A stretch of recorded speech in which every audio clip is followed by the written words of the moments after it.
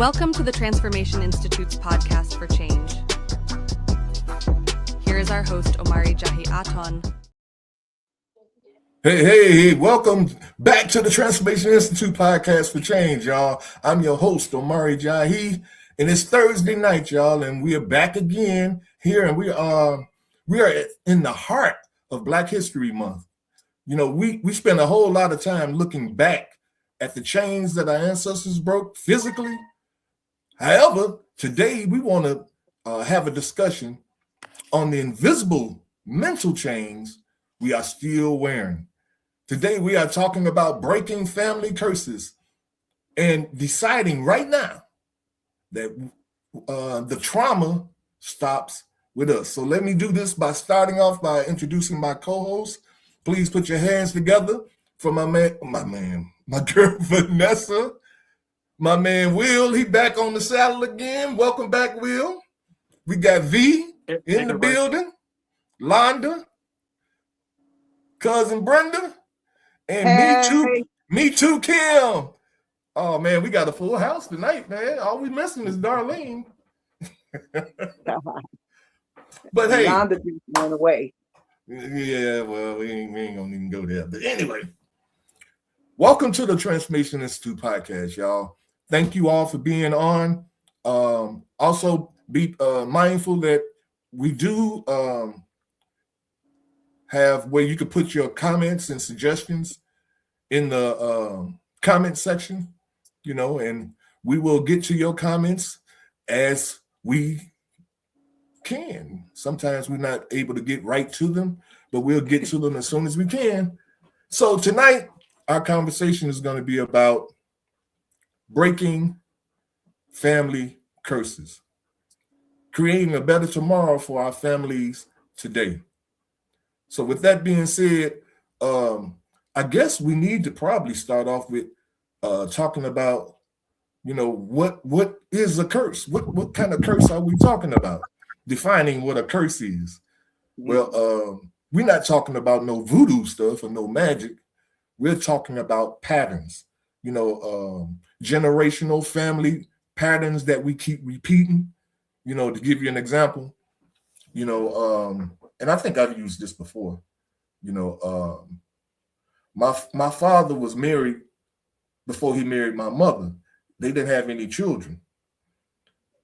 I was married before I married my wife, my present wife, and we didn't have any children. My son could probably go, you know, that's a pattern. And it's a possibility. I don't know, because I don't know my father's father. And I don't know if he knew him enough to ask him or talk to him about things like that. But these are certain little patterns that go on in families, and we're not even aware of them. You know, and these things can go on for years. I know of a young lady that has issues with her mother, you know, and her mother, and no, not a young lady, had a daughter.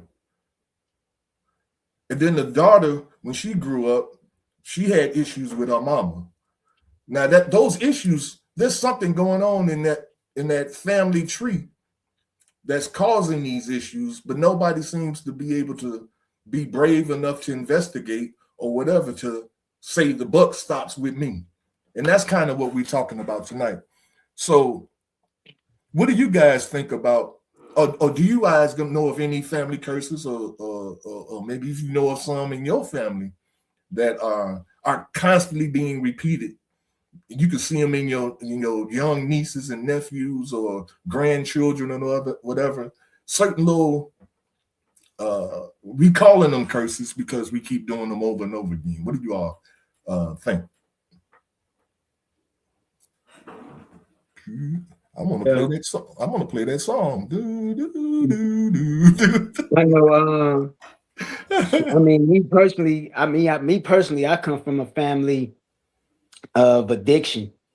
Mm-hmm. And, you know, that's one that I noticed in myself that I had to tame. And I mean, it's still an everyday decision for me too. Yeah, You know what I'm yeah. saying? I'm still, it's still it's like a lifelong journey, Mm-hmm. and that you got to make the right choice every day. But I noticed that in like a lot of my families, whether it's drugs, alcohol, gambling, Mm-hmm. sex, these are things I noticed that come from, within my, my family and the way I was brought up Mm-hmm. and things I've seen and stuff like that. So it runs But deep. you identified it and you decided to kind of stop it with you.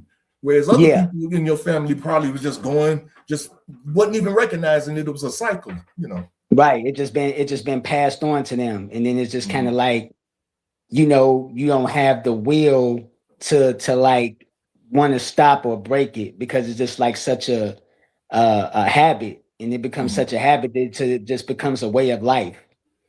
And it's taking you down, but then it's just like you don't know how to come back up from it because you feel like it's something you need. Mm-hmm. You know what I mean? Yeah, So yeah. yeah. I mean, I know exactly because I know my father, he was he drank a lot, you know, and my thing was drugs. I can alcohol ain't I don't even like alcohol, to be honest with you. I don't drink really. I drink a beer here and there. But as far as alcohol, I don't even touch that, you know, probably because of my father. And I recognize that cycle, but I still see even in my son, you know, he's not a drug addict or an alcoholic or anything, but the potential is there because if I don't make him aware of his grandfather and his father and the habits that we had or the bad habits that we had, and when things get rough in life, you know, usually some addiction, you begin to develop some addiction and you either start overeating, you drink too much, you smoke too much, you start doing stuff to numb the pain. And so with my son, I want to make sure that I didn't get a chance to break it because I didn't recognize it until I was in it. You know, I was smoking crack and crap, you know, and it got to the point where when I started stealing money out of the household to get high, then I know it was too bad. It had gone too far, you know. Mhm. And so I just thank God that He took that from me. And now I'm looking out for my son, and I want to make sure that if I see him going down that path, I want him to know the history, you know, of this cycle that we have, so that he don't have to repeat it. And I Mhm. think that makes our family line stronger as generations, one generation go to the next, it gets stronger instead of getting weaker because every generation has to keep repeating the same mistakes of the generation before them because nobody from the generation before them told them about the mistakes that they were making and things like that. Mhm. So, anybody else got any comments, suggestions? Here we got a wait a minute, real quick. Beloved Lion saying, "Off, awesome, brother Tab, breezing through." Oh, he was just saying hi. Okay, go ahead. Who's that? Londa? That wasn't Londa Kim? That was you? It was That was someone. me. That was me. I was just thinking, I'm like, you only said your father, Hmm. you and your son, so you didn't know your father's father. No, I Um, didn't. Never met him. Nope. right. So but did you grow up thinking that your father was an alcoholic or that your father drank? No, I knew he was alcoholic. I seen him crawl up the stairs multiple times. Okay. Okay. late at night. I mean crawling up. Knees, knees and hands crawling up the stairs, you know, and my mother cussing him Okay. out, you know. So Okay. I've seen it, yeah, I know. And Okay. I don't again, you know, and it's not just that, because there are other things that Okay. depict there are people, um, there are families that don't believe in banks, you know, and they keep their money under the mattress. Mm, You know what I'm saying? But and that comes from a lack of trust. Back in the day, that's how people black folks kept their money in a shoebox or, like I say, under the mattress or whatever. But I'm not saying that I have 100% trust in the banking system today, but it's a lot better than it was back in the day. Whereas if I put my money in the bank, I haven't had no challenge with not being able to go to the bank and get my money if I wanted it. Whereas back in the day, they had some kind of issues. Maybe I don't know because I didn't live back then. But that was something that people could carry over generational. Don't put, they tell their children, don't put your money in the bank. Is that a curse though, or is that just like, is that a curse, like a family curse? It is if you're not benefiting. See, it's like this. If I keep my money under the mattress and I don't even think about investing in, like today we have the option or the opportunities to take our money, invest it in some property, fix the property up, rent it out, or flip it and sell it and make money. Now, if I kept my money under the mattress, then my money ain't helping me. So I would maybe curse is a strong word, but if it's not benefiting us, the things that we're holding on to, these patterns that we are taught from our fathers and grandparents and things of that nature, if we're holding on to those things and they're not benefiting us, I believe that's probably why it's called a curse. But what are your thoughts? I just object to the banking situation just because, I just don't agree with that one. Especially when you have information or knowledge, like with banks, like those are not your friends and you don't benefit anything with your money being put into a bank. So what do you actually benefit from the money that you have, or what you think is a money that's actually a note, a reserve note, sitting in the bank versus under your mattress? Like there's really no benefit from it.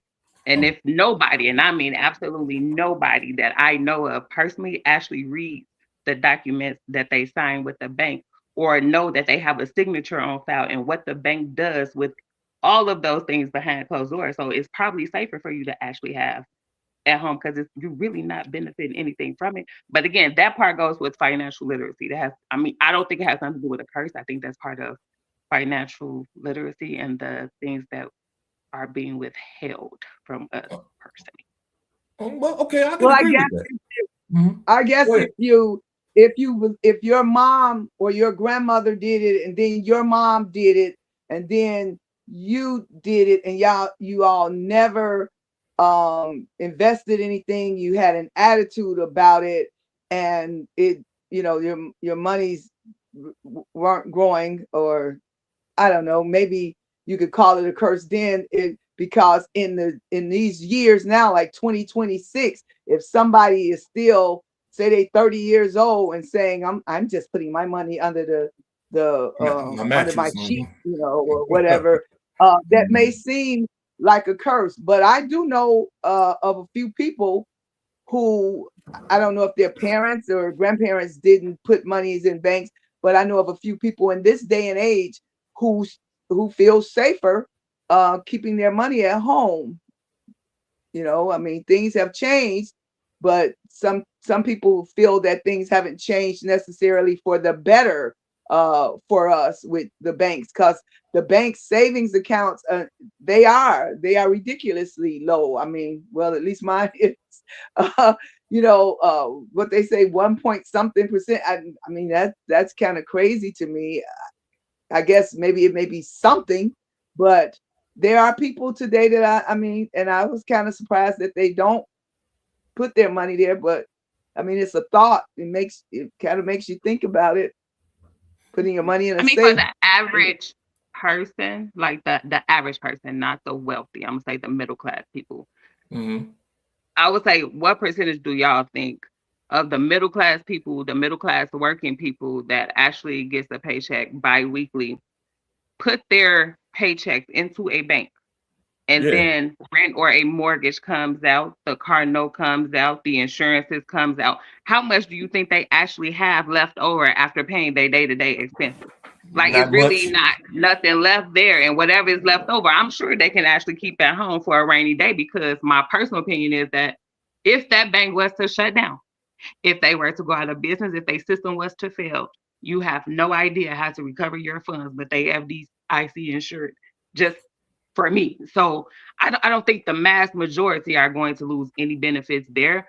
But contrarily to that, I'm 100% that for the family curse, I would say the financial literacy part is the part where they failed us. I agree. Like I say, yeah, I definitely agree. Yolanda, she says what's this? They use your money to fund loans and make money off of it. This is true. I know they do that. You know, Right. they use your money for loans, and they making money off of your money. You know, and so I know that's happening. But like you said, that was a bad example. But what about this one? Check this one out. I got one that says the look rich versus be wealthy trap. The what? The look rich versus being wealthy. So this is it's talking about prioritizing depreciating assets, or like we prioritize stuff that depreciates: cars, clothes, shoes. Um, these things signal status, rather than appreciating assets like land, life insurance, retirement funds that build security. Mm. You see, we because we can only operate off of what we are being taught, and so if in our households we're teaching our young people, and most of the time it's being taught by example. I see parents buying little babies Jordans. They can't even Okay. walk. You see what I'm saying? And then that baby grows up to be an adult and have children, and that concept of status, wanting to be in the status quo of my children wear the designer clothes and this, that, and another, and so this is something like it's passed on generationally, and it hurts our family in a sense, because that money we spend on Jordans, on Mercedes, instead of some hoopty or whatever, as long as you can get back and forth to work, that money we're spending, it depreciates us as a family in some way or another, because we can't really get the things we need because we constantly getting things that we want. Does that make sense? Yeah, and I mean, I've never thought of that. Well, I guess that could be called a curse, but what is the name that you gave that? What did you say? The what? The Yeah, it's called the looking rich. How we look the rich. looking We look rich because we have all the designer clothes. We got the designer shoes, the designer glasses, the sports cars, all of this stuff, the jewelry, all of that stuff. We look rich versus being wealthy. Okay, and I agree with that. That's kind of a curse for a lot of people that's doing that. Because yeah, when I see some things that young kids have, like how the proms have changed, and I'm not Yes. diminishing that, Yes. the thing, but in reality, um, for those who cannot afford it, to have proms where their car that they rent is so expensive, that they even rent another house or Yeah. place to have the prom at. And when the kid was in school, the kid had everything. They come out, all of that. I don't want to seem like a hater, because I'm not. I've gone to the prom send-offs where the people were, dressed to the nines, the shoes, and then when the kids display the money, that thing, I think that has kind of messed us up. And it also does something to the kids who are in the class with you, whose family Mhm. cannot do that. You know what I'm Mhm. saying? It makes them, they got to be having arguments with their mom and dad about, so and so Right. them, they going in what's the new Bugatti? Am I saying that right? Right. You know, Yeah. so I mean, I think that is I think that if you want to call that a curse, I do think that's a curse. I know that a lot of parents seem to be thinking that all they're doing is giving their kids what they couldn't have. Right. But at the end of the day, if your kid, some of those kids don't even go to college.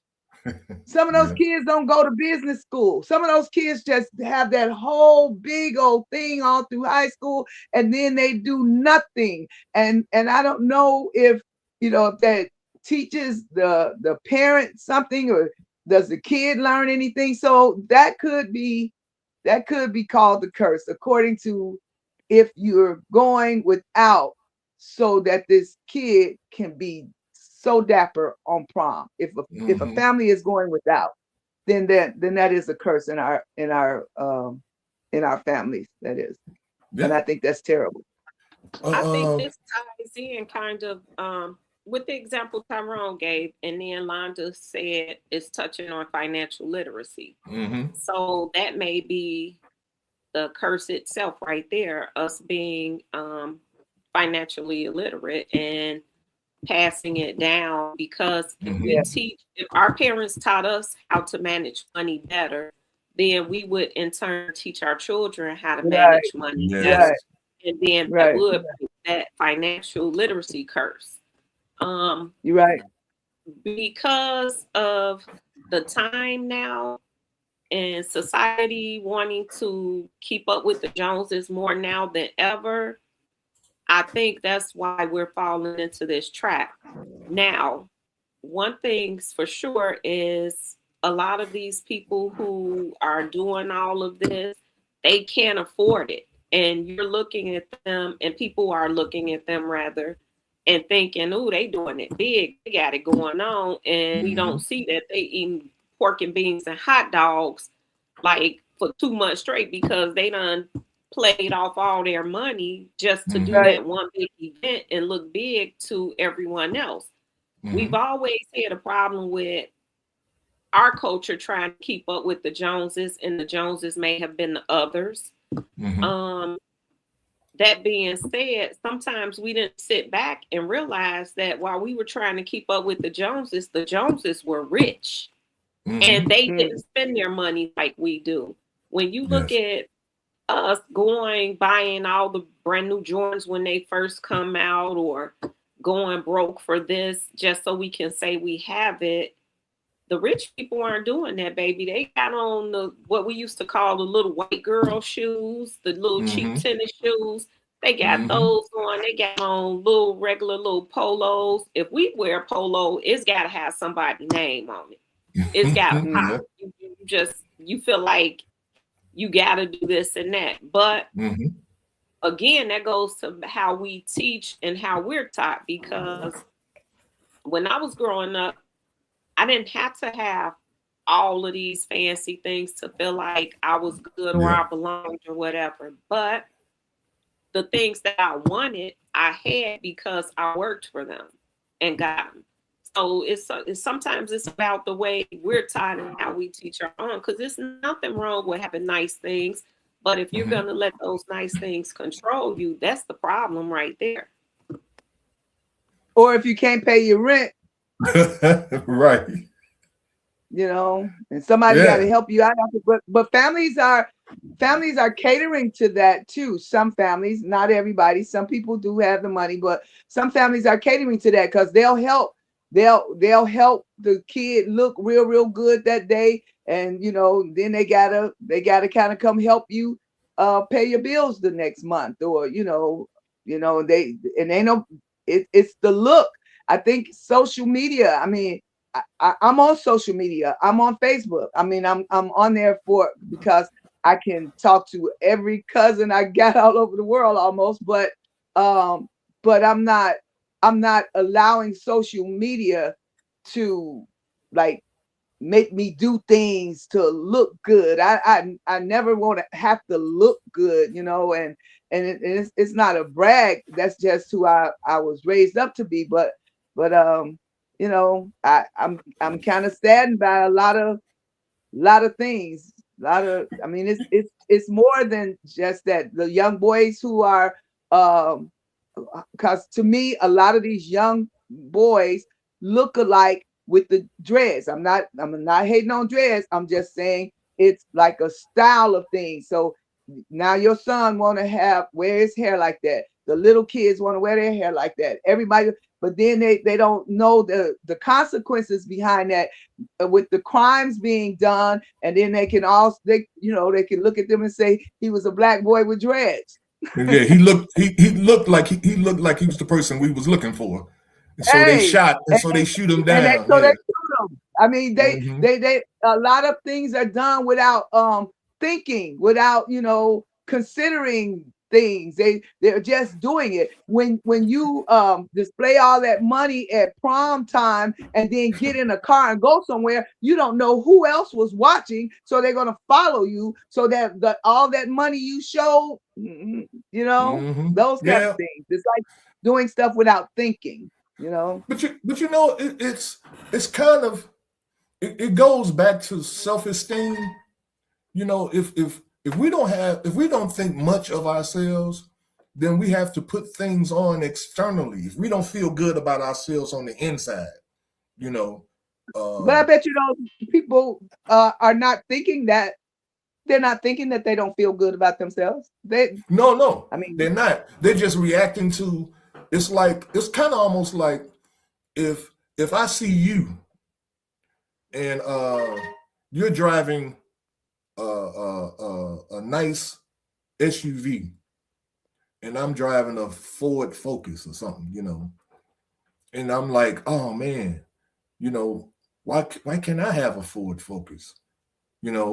It's about envying, this thing that the Bible said we shouldn't do, covet one another.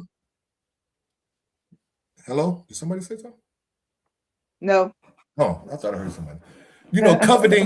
Coveting something that your neighbor has, wanting what they have. I see you living in the suburbs in a house with a garage and a driveway and in a backyard for the kids to play in. And so I strive for that, because if you got it, then what it makes me look like I'm poured in. I don't have the kind of money, or I don't make the kind of money to be able to have that. So now I have to make up for it by dressing up and looking like I live there. You might never see my house. You see what I'm saying? But by looking at the car that I drive and the clothes that I wear and the jewelry that I wear and the money that I flash, you would think I live in that house in the suburbs with the garage and the driveway and things of that nature. I give off the impression that I got money and I'm rich, only because that's what I desire to be. I want to be rich, and I want to be that person that I see that I'm envying, but I can't be that. So I just pretend to be it by putting on these designer clothes. But just like Vanessa said, real rich people don't even roll like that. So it kind of cancels itself out. If you're a real rich person and you see people walking around like that, you be like, they ain't got no money. Because rich people don't even move like that, What is Yolanda saying a lot tonight? What you saying now? She says, I say that now where people using that chat stuff, they going to use it for evil. They can put guns on your picture. Everything is not good. What's that? They can put guns on your picture. What is that? You know how I think she's talking about AI. Yeah, chat GPT or whatever. You can put your picture in chat GPT and tell it to put you in a full body military armor with a gun, and it'll kick out a picture of you dressed up in a military outfit with a gun on. Oh, it can do all that stuff. And so what she's saying is that stuff that the police can use that to in cases, I mean, that's extreme. I don't think the police is going to be doing that. But the fact that that's a possibility and people can do that and use it to say, I seen so and so with so and so, and he had a gun on him. You know, you didn't have no gun, you had a cell phone in your hand, but they took the cell phone out using Chat GPT and put a gun in your hand, and then put that on social media. Now everybody think that's you.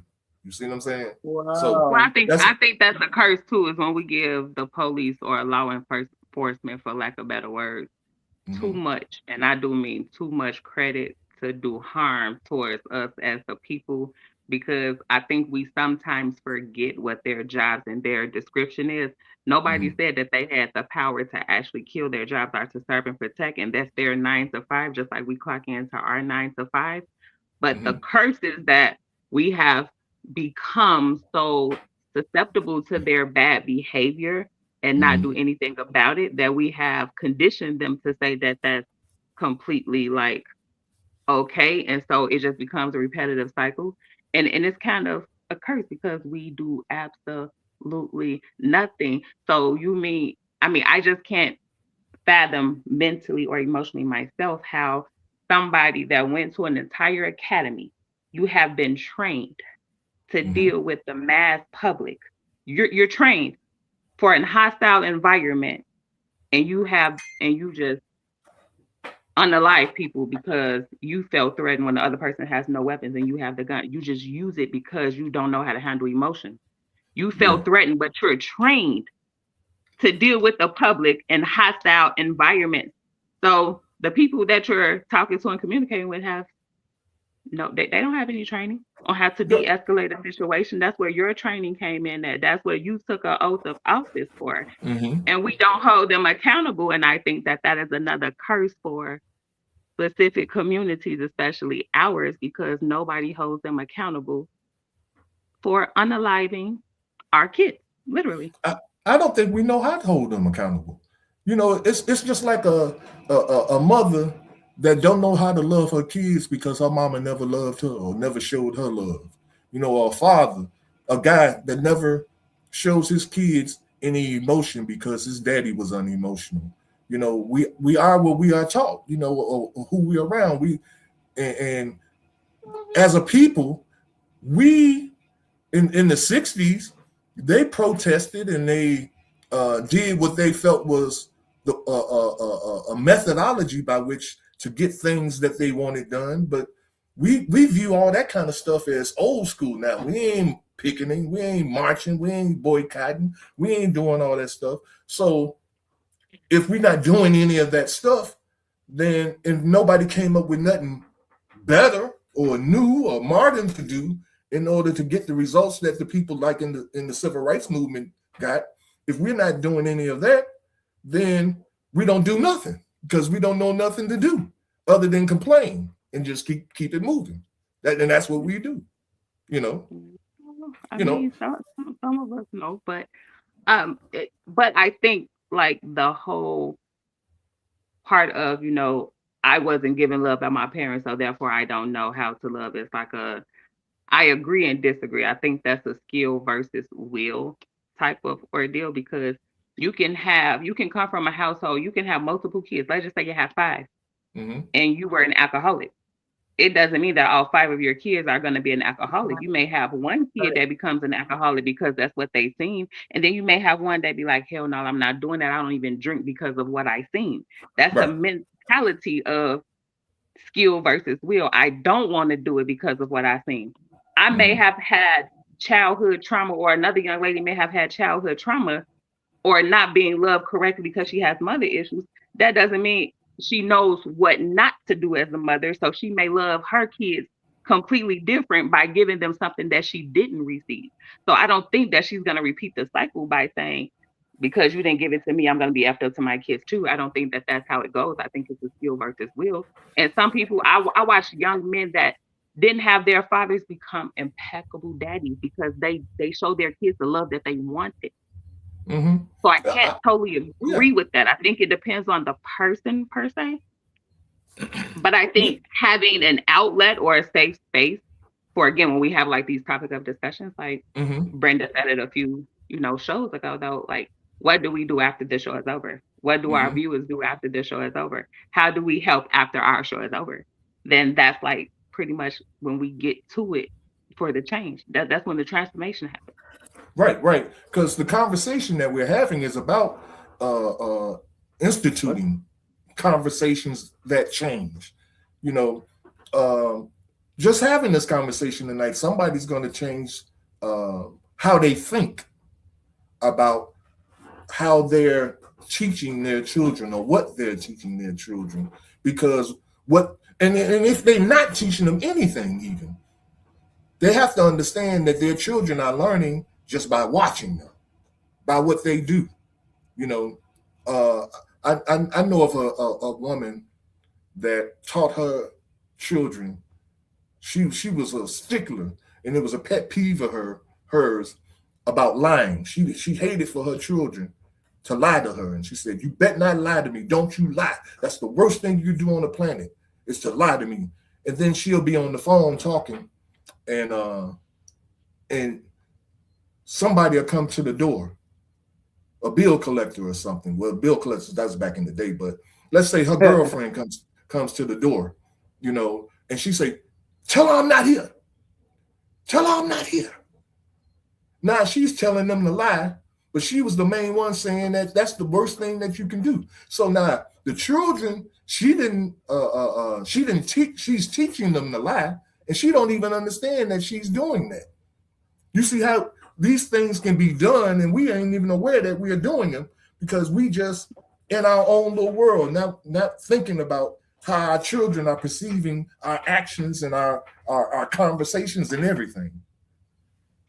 Y'all see where I'm going with that? Interesting. Mm-hmm. That was an interesting point.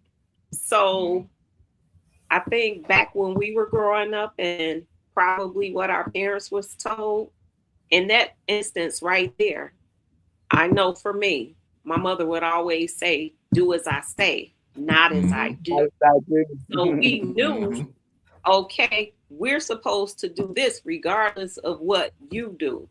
And for some of us, that was enough. But it was always that kid that's like, "Well, if you did that, how can you tell me?" You know, it's always going to be that. Londa, you touched on something really good, that skill versus will. And that's great. I see both sides though, because what about those few people who they grow up in chaos and all they see around them is chaos, so they don't realize that how they grew up was chaotic, and so they raise their children like that, and they still may get our age or older and not realize that what they did was chaotic, how their parents raised them was chaotic. And one of the good examples is like saying "I love you."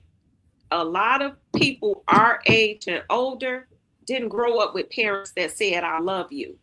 You knew you were loved, but for whatever reason, because our parents didn't get that from their parents, like the "I love you, let me hug you" and all of that, you knew, but it wasn't said. It wasn't one of those things that was spoken. You knew because you knew.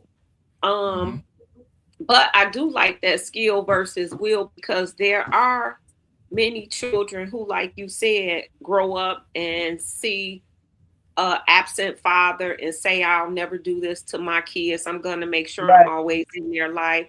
Or they may have a mother who is physically or verbally abusive, and they say, "I'm never going to talk to my kids like this," and they don't. Sometimes it may help that generation and it may hurt that generation. Right now, we're dealing with something like that. Most of us who were raised getting beat or getting whoopings, you know, we may have whooped our children, but these kids nowadays don't want to touch their kids. And not this generation, the generation before them. They didn't think that they needed to discipline their children. And we're seeing how that discipline may have really been helpful to us. You know, because we got out of line, but we didn't cross the line. And now some of these kids, they have no respect and they don't think you can talk to them or you can't touch their kids. They won't touch their kids, and these kids are running over them. When we grew up, we'd be like, you need to whoop his little butt. You need to whoop her little butt. Because we knew it was going to get you in line some kind of way. But sometimes when we think we're ending generational curses, sometimes we may be starting a new one. Because this whole discipline thing is part of that problem. Yes. So we have to be, we have to really think hard about some of the things that are truly curses or just that we don't want to deal with them or not. Man, most definitely. I agree 1,000%. Hey, I got another one, y'all. Check this one out. This is called the guilt trip. And it says, if you make it, if you become successful, I have to pay for everyone else. This often drains you, the person that became successful, in the family to achieve success, pulling you down or back down rather than letting them stabilize. And I think what that's saying is it's something that this concept that we pass down from generations to generation. When I was young and I was in high school, I was playing football, and I told my mom I was going to be in the NFL. And when I went to the NFL, I was going to buy her a house. You see what I'm saying? And so every little boy, grows up with that if he's close with his mother, because everybody in their relationship with their mama ain't the same. But that was just me. But these young men that have been kind of under the understanding that if I become successful, I got to take care of everybody in my family. You can see them. You can see it right now in the NFLs, the NBA, whatever. They bring their family on as staff and entertainment. They go on the road. They got all their people with them on the road. They got to put them on salary and all of that. And what this is saying is the guilt part of that, how you feel like you are obligated because you made it, that you have to pay for everybody else or you have to take care of everybody else. What do you all think? Is that a part of or a cycle of curse? A curse that we seem a mental curse that we seem to have, that if we become successful, we got to take care of everybody else in our family and make sure they okay. I think that's a curse of entitlement. A curse of entitlement? Yes. On the person that made it, or on the people that didn't? No, the person that didn't make it, they feel entitled, to attach themselves to the other person's success.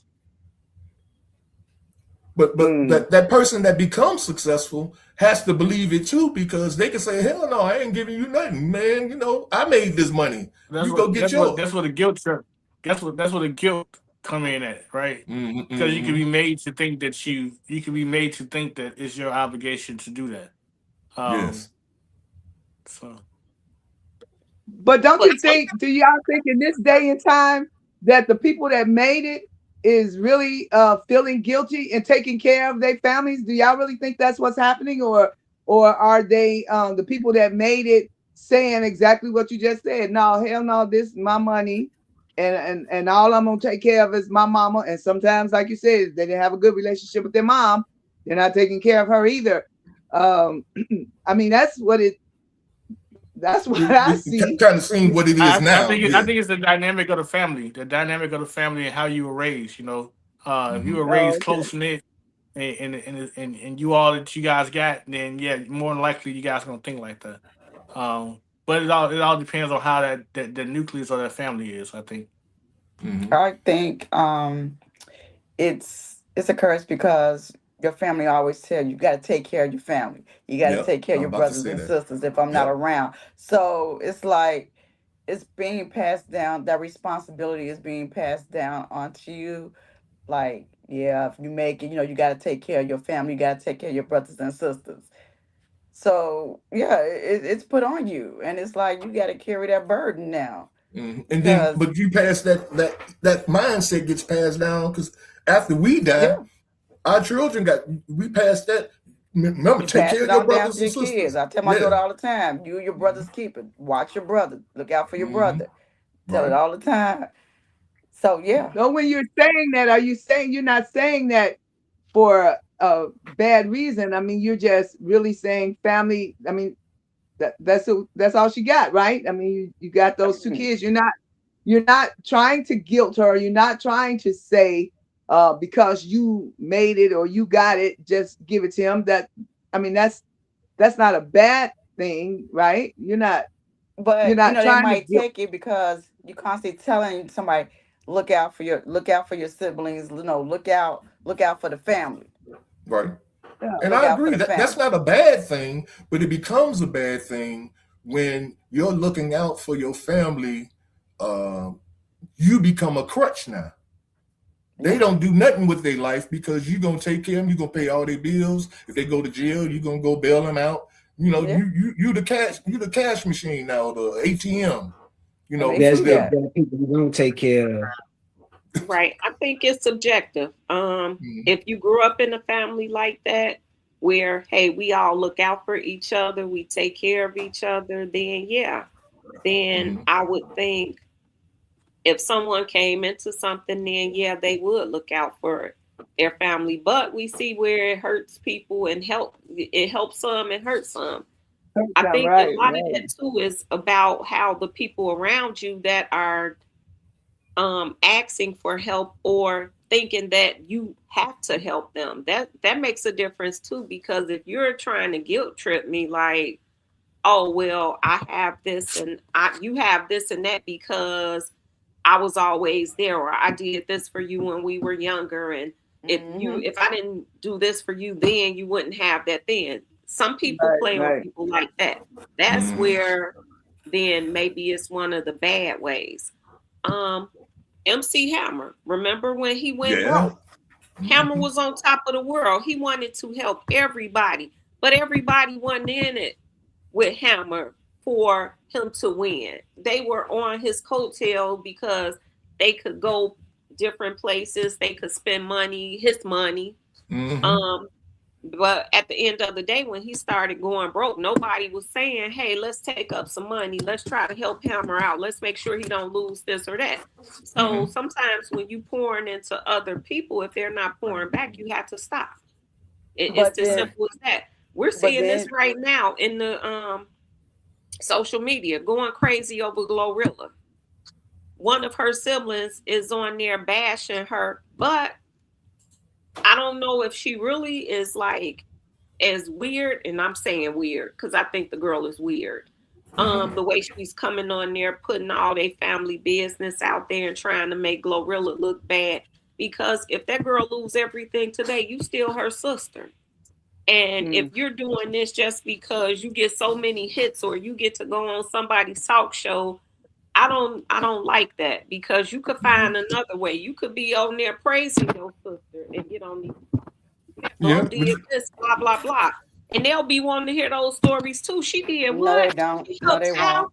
Yeah, but she's jealous. She's jealous of her sister. That's all it is. It depends. It depends on the audience. People like drama. Now Fantasia Daddy joining the conversation. Look, if she wants, drama if she is catering to drama, that's what's gonna sell. But there's always somebody who wants a softer side too. So she could find a way. It's cute, but it doesn't pay money.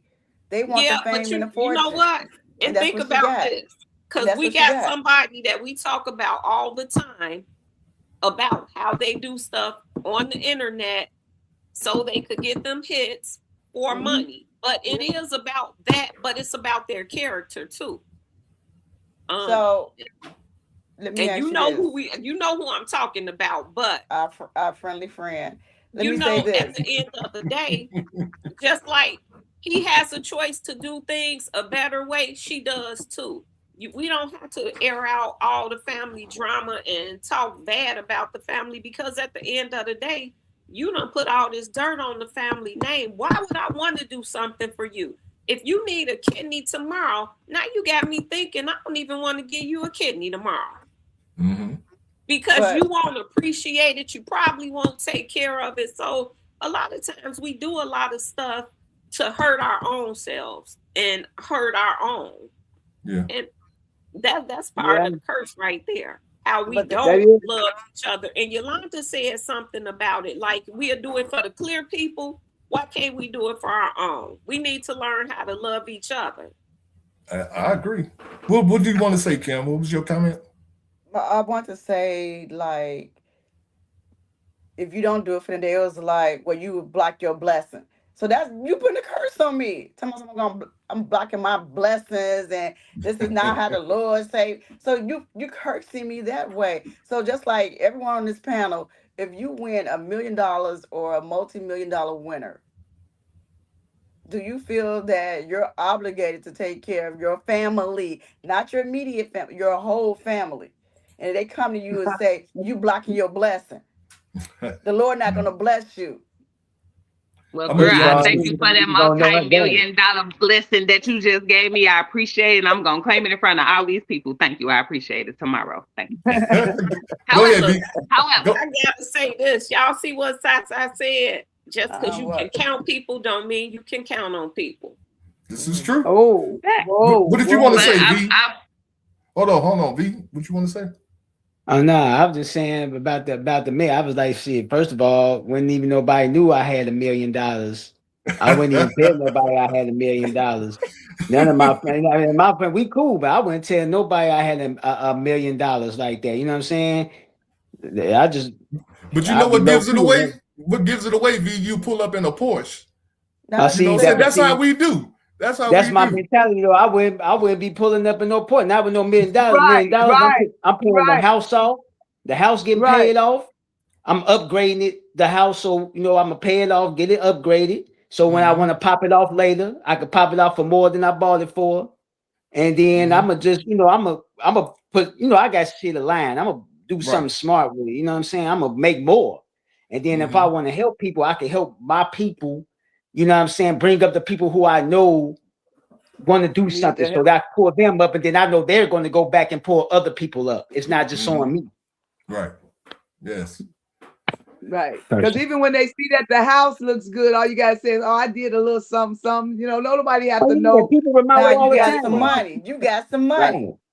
Yeah. So what you gonna block your blessing? You gonna block your blessing. You ain't blessing the other people. That's what you're supposed to do with the money. Bless other people.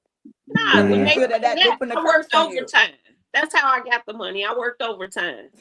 Right. They gonna tell you. No, you don't have to tell nobody nothing about how you got your monies. You don't. You don't. No. People feel. But we do because we like attention. We like that attention. So we tell everybody because we want them kissing our butts and begging us for this and begging us for that. We love. I ain't saying us. I'm just saying there are people in our race that have that personality. And just like Londa said, there's different levels to this thing.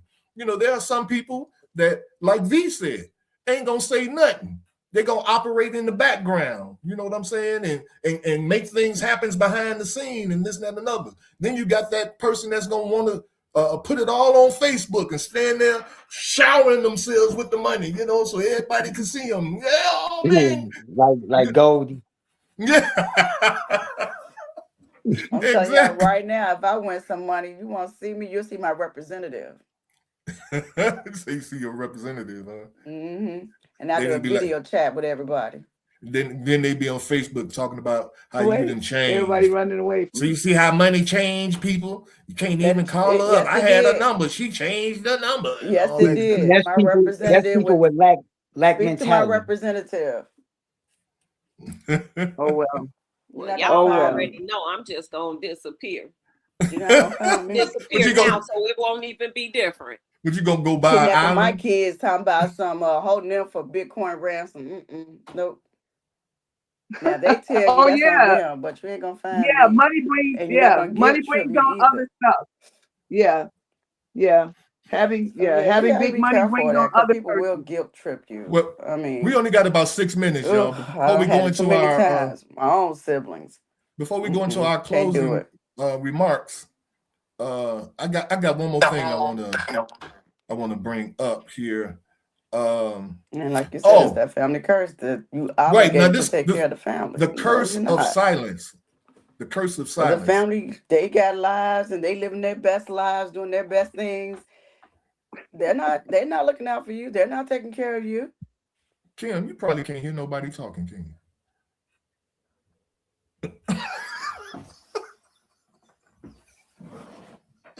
I was just saying I was gonna give us another one before we get out of here. But maybe I cut you off. I'm sorry. That's probably what happened. Oh, now she gone. I hurt her feelings. Go ahead, man. Did I hurt her feelings, man? No, she probably coming back. She might think something was wrong with the system. Oh, right.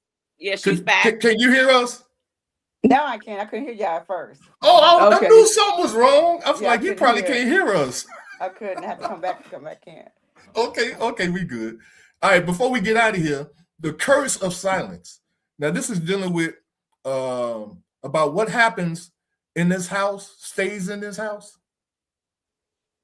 Oh, yeah. I mean, do we pass that down? You see what I'm saying? What happens in Vegas stays in Vegas, all that crap we keep saying, to hide stuff. This is how predators hide. Because we hold this little curse, generational thing. What happens in the house stays in the house. You don't talk about the house outside the house. But if somebody in the house doing something wrong, then what? Right. Talk about it. You don't talk about it. Right. But if you talk not to, if you're taught, you bet not go outside this house saying anything about anything going on in this house. You gonna, as a child, you gonna go against that? And then when you grow up, do you teach your kids that? Well, actually, go ahead. Actually, in my house, I never heard that. My mom never said that. But there was some things you knew that you don't talk about outside the house. Like if your mom and dad had a conversation that you knew they didn't want that outside the house. But I had that kind of a mother. But that thing is hurting a whole lot of people today. That thing is from way back when. That is a long time curse. It's hurting a whole lot of people today because of molestation. It's still happening today. And me, who mentors young ladies, that is a sensitive subject to me. That's so bad to me that when I see some young people, if a girl is overactive in a way, overdoing to me, which may not be what I think it is, that bothers me. It makes me think that something happened to her when she was younger, and now she's out here, and if she has some kids, they're gonna see some stuff. And yeah, that stuff right there, I think, is a curse, and it's still happening, and it's I don't know how we will ever stop that. I think that what goes on in this house, that's the same with getting beat up. Mom got beat up in the house, so nobody talked about it. And then when the daughters got older, she thought it was okay. Mom got beat up and her and daddy stayed together, and we didn't tell nobody. So now my boyfriend could beat me up. I mean, mom and dad did it. My mom stayed with him forever, and I'm gonna let that alone, because that thing right there is a thing to me. And ain't nobody, my mama didn't get beat up. My mama might have punched my daddy once. It's like my mama didn't get beat up. That just makes me wonder if that type of stuff came up because people were trying to hide abuse, no matter what type of abuse, be it physical, verbal, sexual. If that's where it came about, because we were trying to hide things and cover it up in our families. Yes. So I think that what goes on in this house stays in this house is a family curse. That I definitely don't do that. And the real curse back in the day, from when I could think of, that is a sensitive topic that some might not want to talk about, is because your grandma and your great aunties taught you that, because their husbands and their brothers that was downstairs living in the basement that had fondling fingers and things like that they weren't aware of, was to be kept a secret. So you knew that your brother was downstairs in the basement and shouldn't be around these kids, but it was a family secret. So what goes on in this house stays in this house, and you done traumatized all these kids, and not just once, a whole lot of them. Yes. And that's how it just kept being repetitive cycles, because you got the mama, then you got the daughter, then you got the cousin, then you got and it just kept going. Right. And the great aunties and the grandmas promised their mamas that they was going to look after and take care of their bloodline, which was their brother. So the curse just kept on happening until he died, I'm assuming. But I'm just saying. Yes. Yes. Most definitely. We tend to all agree on that one. Oh, yeah, because it's true. It really is. And you can see it. It's still happening today. You can see that. I was just thinking that. And people keep thinking that these young girls are doing things because and some of them are just doing stuff because it's popular. But you gotta watch. You just gotta watch. We just gotta watch. Watch and pray. That's what the Bible says. Watch and pray. And basically, yes. And basically, we have to, like we said in the beginning, the buck has to stop somewhere. You know, and so if people are looking at this podcast today, and they have young children or grandchildren, they have to deprogram. Maybe I ain't saying them. I'm saying we have to deprogram our children and our great grandchildren to out of that mindset of keeping secrets. Well, maybe I shouldn't say that, because they shouldn't go out and say, my mama drink a lot, go to school. Oh yeah. My mama drink in the morning, she drink in the afternoon, and she drink in the evening. Then your mama might say, hey, what goes on in this house, stay in this house. Then you got to be able to tell the difference between your mama's business and something that's not hurting anybody else but your mama, then somebody molesting the children in the house and it's hurting other people. If your mama drink in the morning and the afternoon and the evening, is hurting the child. That's why they talk it is hurting the child. Okay. Yeah, that's why they brung it up. Tell somebody. I was thinking about a secret. Like, the kid go out. The cable guy came by this morning. Somebody like, what cable guy? I ain't called the cable guy. And speaking of cable, we ain't got cable. So for my closing thoughts, I just want to say for my closing thoughts, because D just said secret. But if people just watching, I teach my kids, any adult that asks you to keep a secret is not a safe adult. And I don't care if it's a secret about candy. I don't care if it's a secret about tickles. I don't care if it's a secret about anything, money, anything. Any adult that asks a kid to keep a secret is not a safe adult. And you're going to come and tell mommy, there's no secret with mine. So please don't ask my kids to keep a secret. I don't care if you gave them soda. It's not a secret. You understand? And that's just my closing thought, and I'm done. Amen. I like that. That is true. Just adding on your closing thought for my closing thought. Also, when they are doing things or trying to do things to these kids and say, I'll hurt your mom, I'll hurt your dad, I'll do this. Tell me anyway. If they're going to kill me, then still tell me. Because a lot of times they play on kids with that one too. Yeah. If you say we're going to do harm to someone in the family. Or, I've seen movies where I kill your little sister. You better not say nothing. And because she loved her little sister, she ain't gonna say nothing, And we got to, and see, this is why we have to be specific, and we have to teach our children and our grandchildren the difference between secrets and these secrets that we are being asked to keep that are what would I call it? Death-defying, harmful things that can happen to people in our family. You don't keep those kind of secrets. Maybe, I guess, because see, there's really no way. You just got to keep that secret thing out altogether. You see what I'm saying? There can't be any secrets. Yeah, because actually, there's nothing that an adult should be asking a child to keep secret anyway. Or another child. Yes. All predators are not adults. Very true. Too. That's very true. You got older cousins and stuff like that come to visit. They do that little thing too. But look, our time is up, y'all. I gotta jump on the Zoom call, but I thank you all for being on. I think this was a great conversation. You know, we got some good information out of it. You know, whereas we kind of understand what's going on here. You know, when we're talking about family curses and breaking them, and what are some of these curses that we need to break. You know, so I think Yolanda, Miss Sasai, was made a comment. She was on here checking us out. We had Beloved Lion. It's a friend of mine that lives in Atlanta. I don't know if he's still in Atlanta, but he's checking us out from Atlanta. Who else we got on here?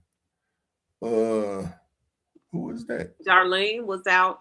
Oh, I saw, yeah, Darlene was on here. Then it's somebody, Minister 01. Yeah. That was on here. So we thank you guys for being on. We thank you for your comments. We thank you for checking us out. Let your friends and your family know about the Transformation Institute podcast. We have some very interesting conversations on not this coming Thursday, but the following Thursday. We're going to have a financial advisor that's going to come on. That's going to be talking. We're going to be talking and having a discussion with him about Social Security. You know, Trump, he trying to push the age of Social Security. And sometimes people don't even know when they can file and what's the best age that you're supposed to file for. And we also going to be talking about some other financial things with a financial advisor. So mark that on your calendar. That's going to be March the 5th that we're going to be having that podcast. Well, check us out next week. We'll be black in a week. So until then, continue to think for a change. I'm Omari Jahi, and we out, y'all. All right. Thanks for supporting our podcast. We look forward to see you next Thursday at 8 p.m. We also ask that you subscribe to our YouTube channel. The more subscribers we have, the more YouTube will push our podcast to more viewers. But until then, subscribe also for a peaceful mind. Your activity will reflect that peace.